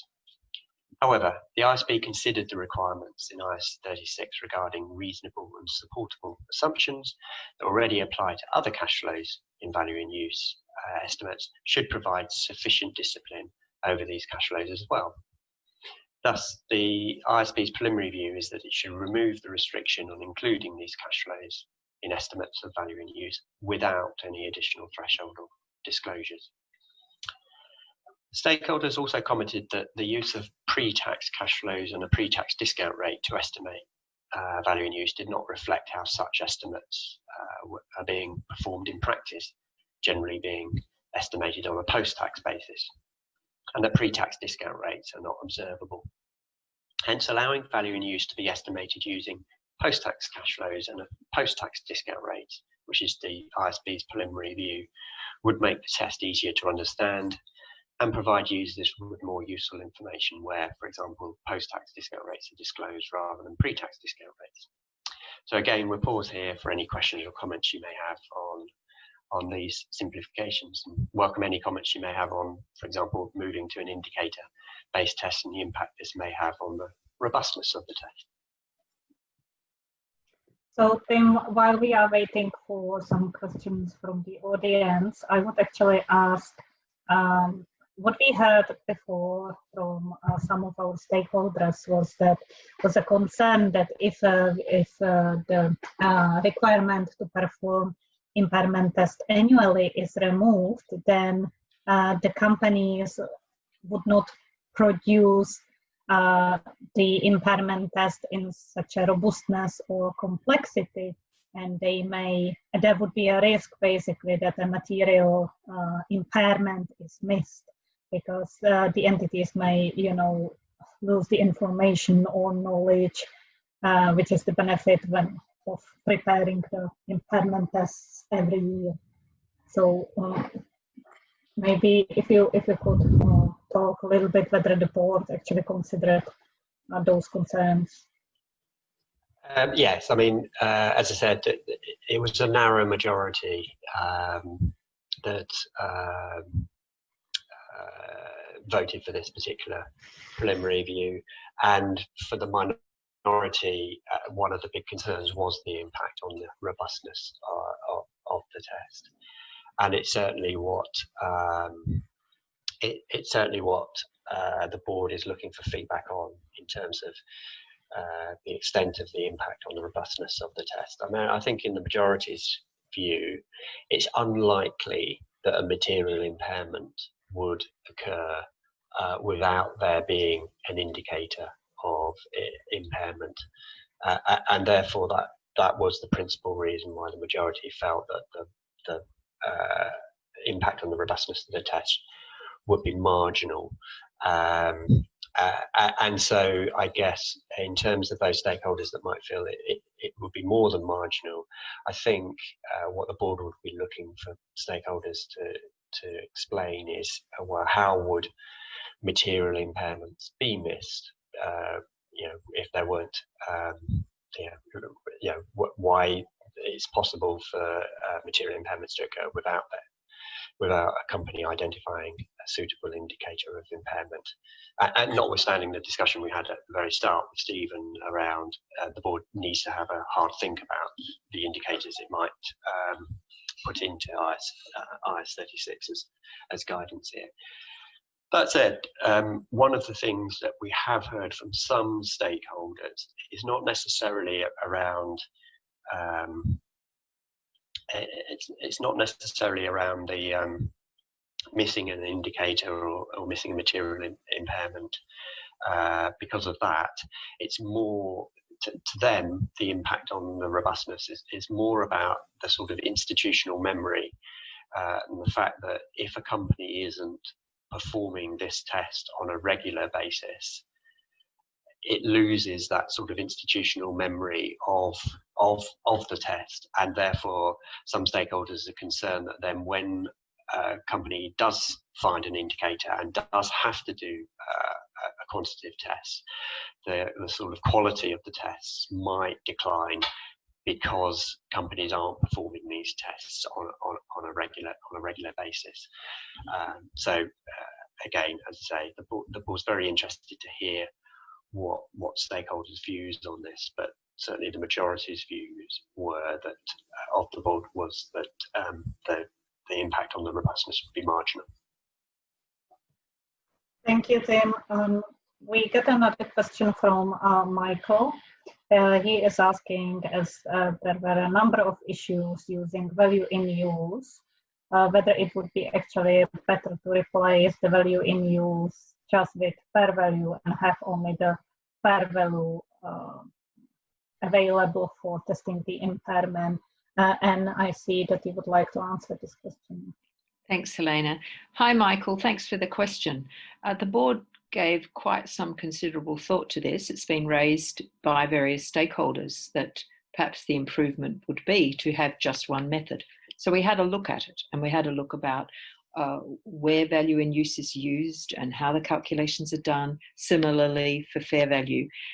And the board concluded that it would not improve impairment testing overall to go to one method, because it would force, the board felt that having the two methods allowed entities to deal with the circumstances and reflect the circumstances in which they're in.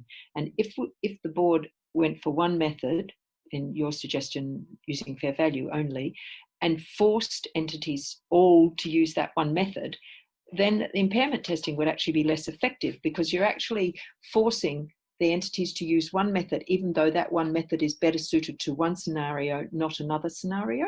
So you're actually negating the ability to reflect a set of circumstances that the entity might be in. So the board was of the view that it was actually necessary to have them both, because having them both meant that we would get better impairment testing result. So then the board consequently did the work that Tim has been describing on changing how value in use would be carried out.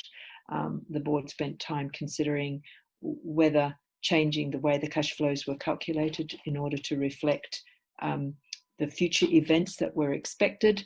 Would that improve the calculation? And again, trying to capture better the economics of the situation.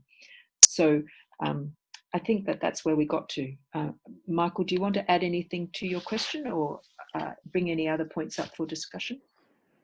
It was more just feedback from an Australian regulator's point of view. So the Australian regulator in the last 12 months would have maybe issued releases where it's adjusted the impairment for, say, a dozen companies. When you do a root cause analysis of those changes, it generally boils down to one of two reasons. Their inputs weren't appropriate because they weren't involving appropriate specialists. They were using the VIU. Sorry, these are all companies that are using the VIU method. Or alternatively, they seem to they might involve an outside specialist with some kind of valuation knowledge. But because there are odd rules that are in 136 around use of VIU and what you are allowed to include and not include, they run foul of those rules more often than not. So whether it be around taxation or expansion or those kind of things. So in some respects, the way it's set up is challenging for certain people, where if they went just a full fair value model, then those issues would largely evaporate. The reason why I mention it is the Australian regulator doesn't like people using fair value unless you have level 1 and level 2 inputs into a fair value model. So if you just do a cash flow model, but using fair value principles rather than VIU principles, the Australian regulator has an issue with that generally and will make comment. So it's more to do with the Australian environment. No, that's good feedback for us. Tim, do you want to come in? No, I don't think I'd add anything additional to that. I mean, you explained why the board did discuss this, but again, at an early stage of the project, you explained why the board decided not to pursue this. But as you say, it's useful feedback to have the sort of Australian environment, as it were.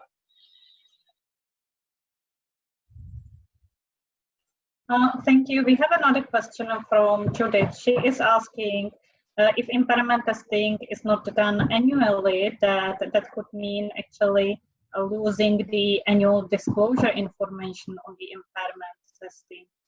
Tim, I can see you would like to answer this question. Yeah, and the board was conscious that was a potential issue. There is a number of disclosures that go along with the annual impairment test of cash generating units containing goodwill,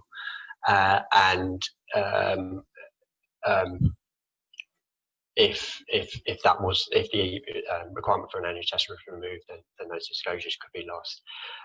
Obviously, the board hasn't thought about what the disclosures would be that went alongside an indicator-based impairment test, and that would be something that the board, along with the indicators, for example, would think about in the second phase of its considerations of this particular issue once it's had the initial feedback from stakeholders. But the point you raise is a valid point.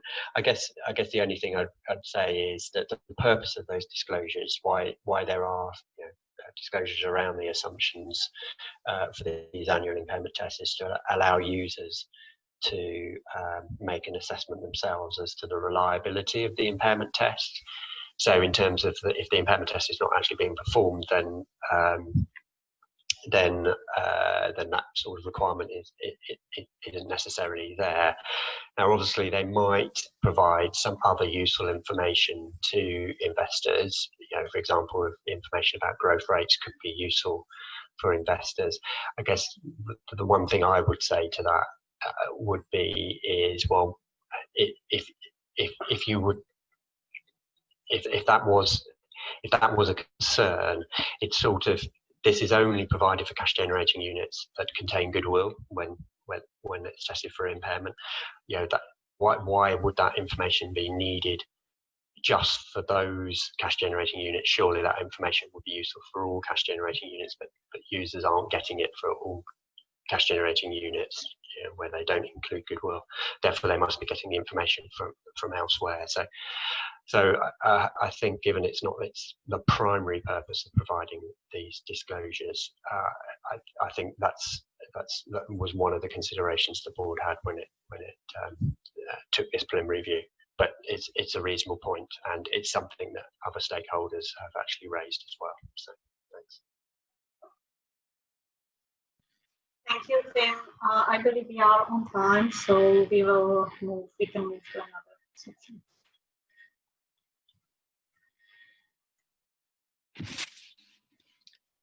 Thank you, Helena. So we're on slide 14 now, and we just have 2 slides to conclude our presentation, and then we do have time for further questions.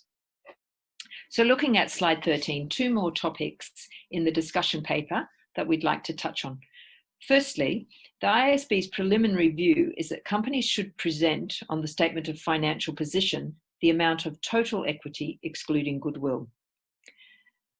The IASB view is that such an amount could be a useful flag to users to highlight those companies for which goodwill is a significant portion of their total equity. So the IASB did consider whether the amount should exclude some or all of intangible assets as well as goodwill, but in its view, goodwill is sufficiently different to the other assets, and the focus of this disclosure should be on goodwill. The IASB recognised that presenting the amount as a subtotal within all balance sheet formats might not be possible, and therefore the amount would need to be presented as a freestanding amount on the statement of financial position. The IASB also considered whether entities should subsume some intangible assets within goodwill and not recognise them separately in a business combination.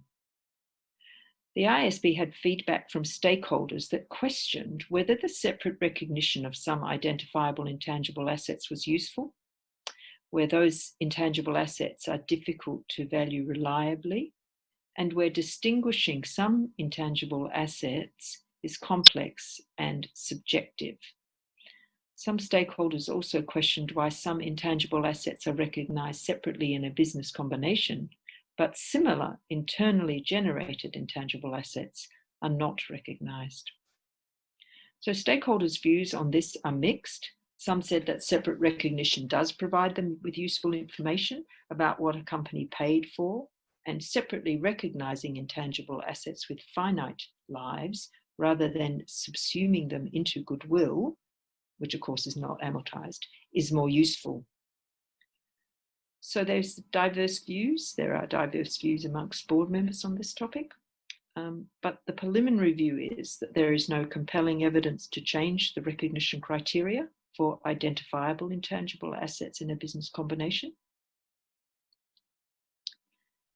Now, considering the concerns of those users who want to align the accounting treatments for acquired and internally generated intangible assets, this is beyond the scope of this particular project. We know it's an issue, but we aren't addressing it.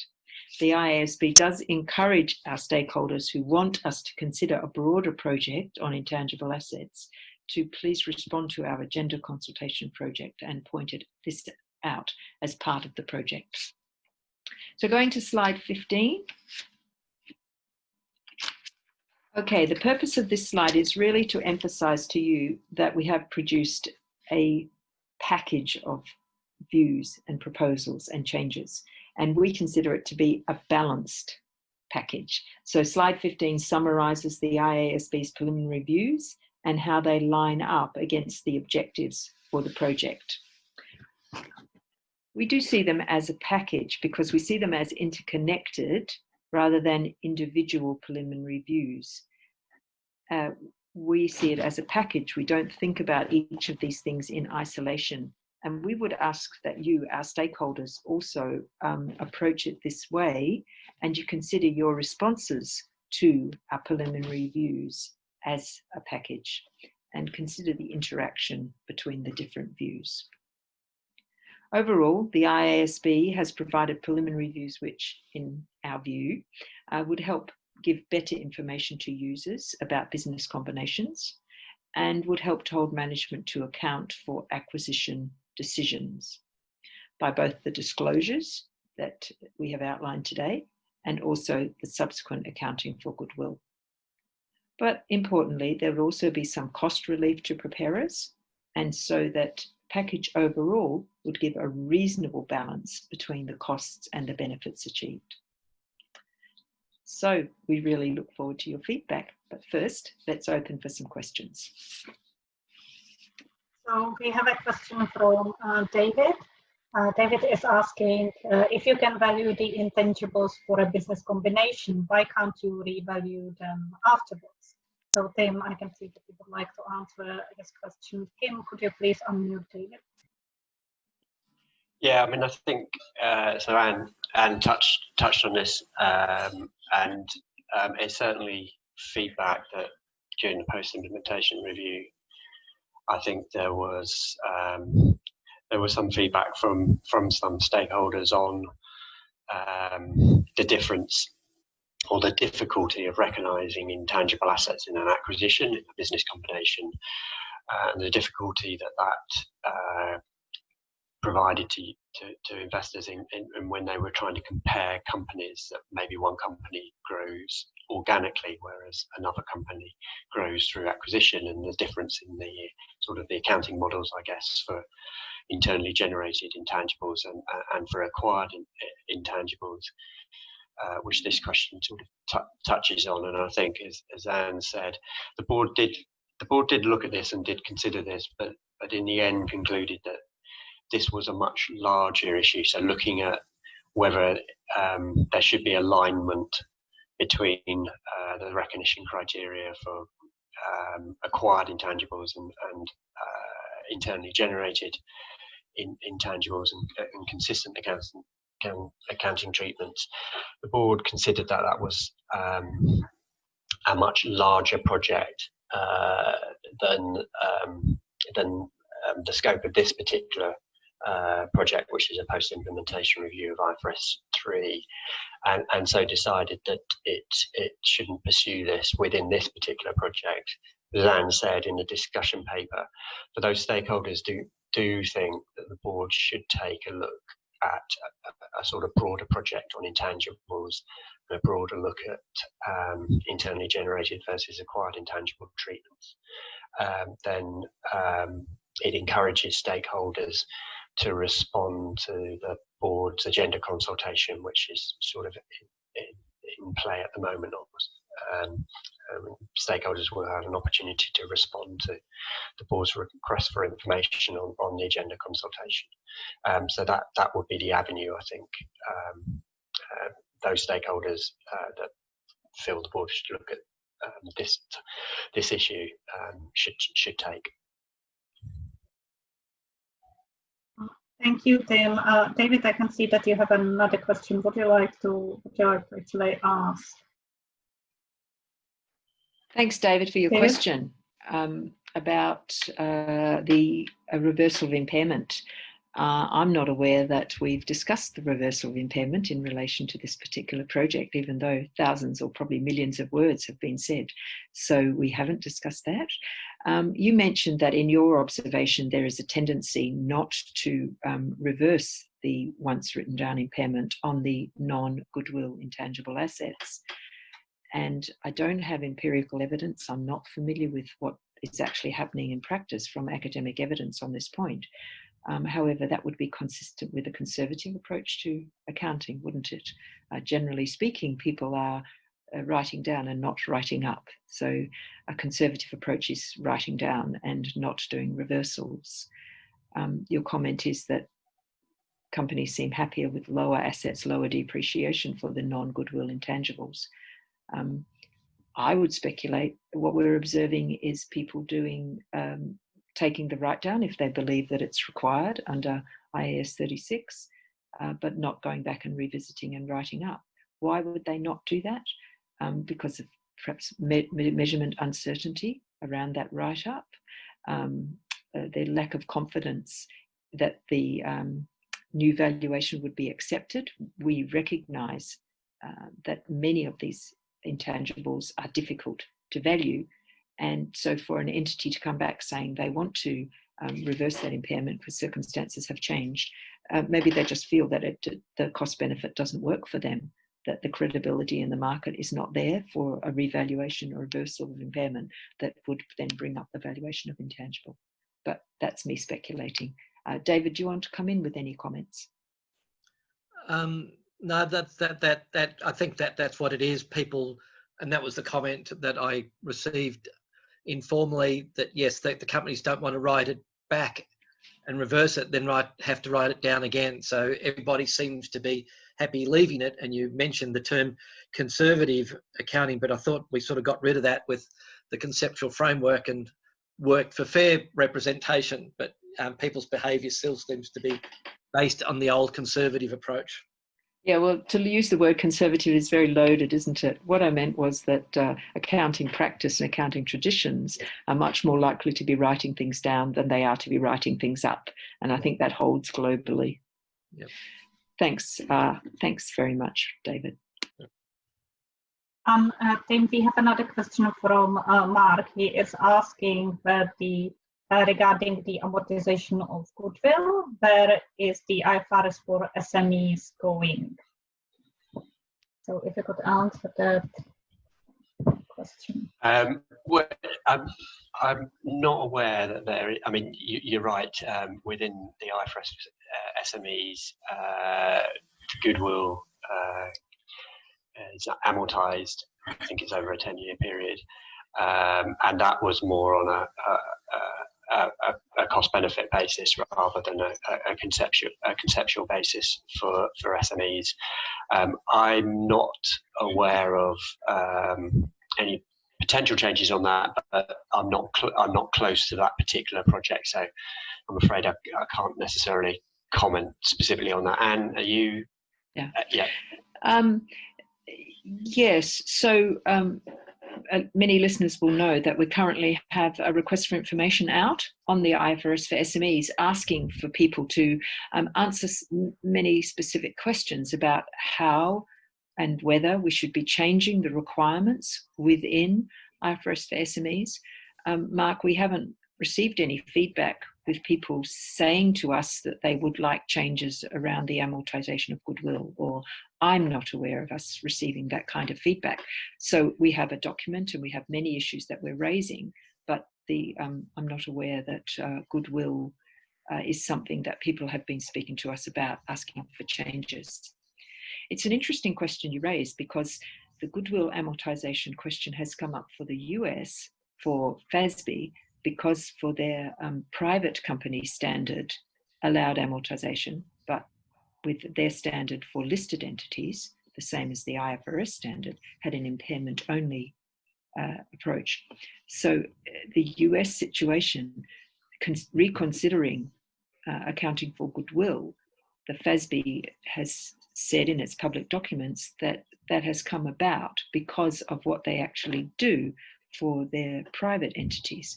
But that is not what has happened in our situation for IFRS. In IFRS, as we've said today, IFRS 3 post-implementation review was the precursor to what we're doing now in this discussion paper. So it hasn't been driven from any feedback that was coming from IFRS for SME users, not that I'm aware of. Thanks, Mark. Thank you. So we have 2 more questions, so and 5 minutes left. So I think these will be the last 2 questions that we may try to answer. So Tim, we have a question on the negative goodwill. Does the idea of negative goodwill matter these days?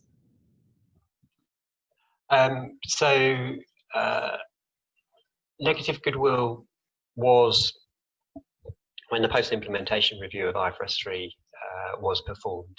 I think there was some feedback on negative goodwill, but it wasn't in the end, in terms of the subjects that essentially formed this particular project. It wasn't one of the subjects that was incorporated into this project. We haven't necessarily heard anything, since then, in terms of during the course of this project over the last few years. We haven't necessarily heard any particular feedback on negative goodwill, and it's not something that's specifically therefore in the scope of this particular discussion paper. In terms of the question itself, and does it matter these days? I mean, I don't particularly have a particular view on that. I'm not sure I'm best placed to answer that. That's probably better for a practitioner in the marketplace that can see the relevance of negative goodwill and how often it happens these days. Thank you, Tim. And we have another question from Mark, and I can see that you would like to answer. He is asking about cooperatives without equity holders. They have challenges in presenting their balance sheet. How would presenting total equity before goodwill work for such entities? Thanks, Helena.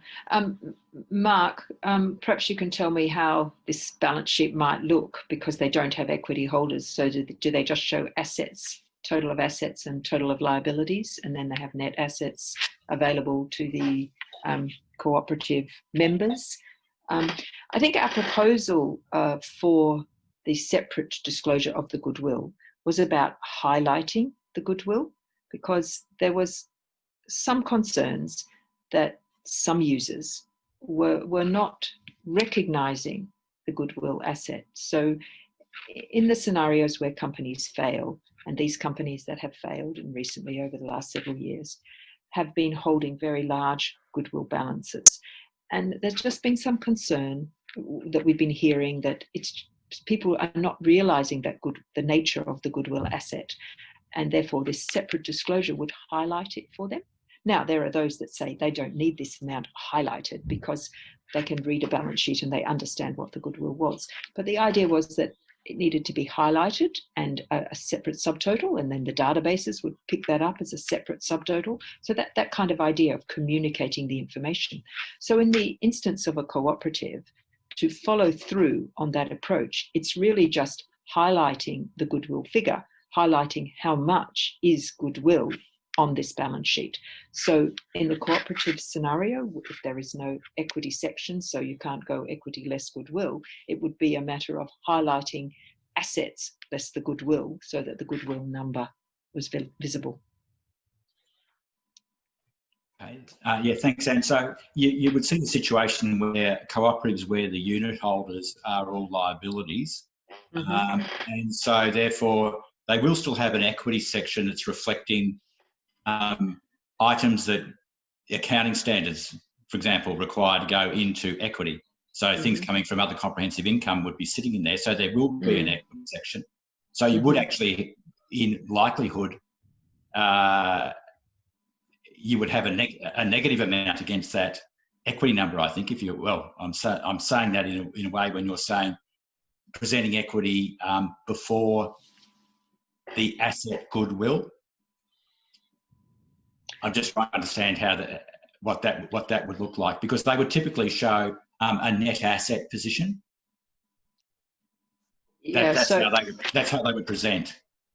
Yeah. So my response was that if we look at the reason for the requirement, it's to highlight what goodwill is. So because cooperatives are very specific, as you've described for us, about what their balance sheet looks like, there would be a way within the context of their balance sheet to show goodwill separately. In our slides, we say that a lot of balance sheet presentations would mean that it just appears as a line item separately somewhere itself, because it doesn't fit in with the flow of the balance sheet. So for cooperatives, I expect that the cooperatives would work out a presentation that highlights that number in a meaningful way, given the structure of their own balance sheet. That's probably enough from me, I think. Yeah. Sorry, you go. So just to, for me to close off on that, I think the cooperatives, their experience in Australia was that they already had quite a challenge in communicating what their balance sheet looked like to, and those users, including the unit holders, you know, so to further challenge would be a further challenge. That was all. So thank you. Yeah, okay, thank you. Thank you, everyone. I believe we are on time, pretty much.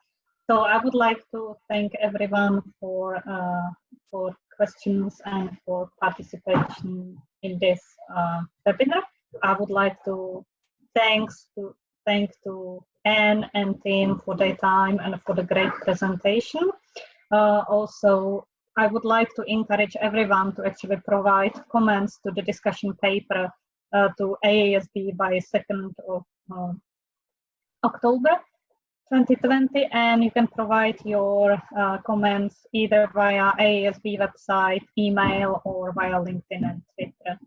So, Anne, Tim, thanks again for your time and for the presentation, and thanks everyone for participation on this webinar. Thanks everybody for your time today, and we look forward to all your comments. Thank you very much, Helena and Kim and AASB staff. Thank you. Yep, thank you. Okay, thanks everyone for joining. I will now end the webinar. The slides will be available shortly, and we also hope to have a recording of the webinar available also. Thanks very much for your time.